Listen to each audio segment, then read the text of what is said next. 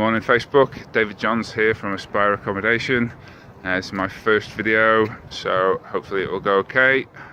Some feedback would be appreciated, thank you very much. So I am on site here at my first development at the moment. Just wanted to show you the site, talk you through the few issues that it's got, and then this would be the first of a few videos, so hopefully we can grow on a journey together and you know, learn some stuff along the way. So this is the road that we're on. This is the first issue. As you can see, this is a somewhat unadopted bit of road here. The Highways Agency had a bit of an issue with that, because obviously if I build one or preferably two houses on this plot, which is what I'm hoping to do, then I'm introducing more vehicles, more traffic down this road, which they're not keen on. So we need to have a look at that. The second issue you will be able to see just behind me here. There's the sold sign on there, but as you can see behind me, this is the entrance to it. I'll flip the camera around so you can see that. So yeah, this is the entrance. That's the unmade road that we talked about. It's quite narrow in terms of an entrance. It's fine for a car, but for construction vehicles and stuff getting down there, they clearly see that's going to be an issue. Hopefully you can tell from this as well, if I hold the camera pretty straight, it's kind of sloped as well, so they've got a concern with that. To add to that, this is one of two houses that sit on here, and the access is down the back of these houses, so there was some concern about that. And there's a couple of windows up there, potentially are bedrooms, so traffic going past bedroom window.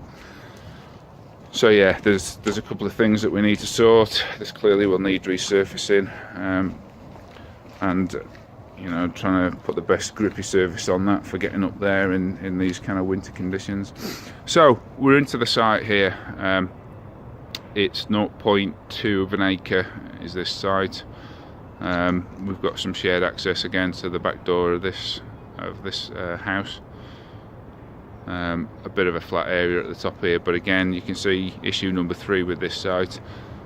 It's slopey again, so it's falling away right to the boundary. So the boundary is the trees at the bottom there, I believe. I haven't managed to get all the way down there yet because it's kind of overgrown. A couple of other issues. We've got some quite sizable Leylandii trees there. There's a neighbour there. So there's a bit of a retaining wall and stuff down there as well, so we need to work with that. And then across the other side there's somebody else's back garden there, and then as we come up to this wall here, the top of that wall, the other side of that fence, is the kind of front garden and parking space for these two houses. So yeah, there's a few issues we need to overcome there. There's an industrial estate just at the bottom there, you can probably hear a bit of stuff going on down there. Geographically, we're in a village called WYKE, which is on the outskirts of Bradford. So pretty much straight over that way, about 10 miles is Leeds, about 4 or 5 miles down that way is Bradford. But if we go about 2 miles that way, we come to the M62, which is clearly the kind of northern corridor across to Manchester, all the way across to Hull. So it's a pretty decent area. So like I say, this is the first of, in fact let me turn you around again. So yeah, this is the first video in this series. I'm going to try and follow this journey all the way through. Clearly I need to come up with a scheme that's going to work with this site, which isn't the most straightforward thing.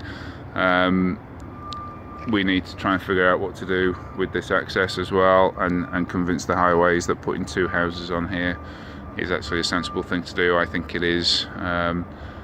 It has got planning permission for one 5-bedroomed detached house at this point in time, but this street has no other 5-bedroomed houses. They're all 2- and 3-bedroomed bungalows and 3-bedroom semi-detached, with the exception of this one behind me, which I think is probably a 3 or 4 bed detached.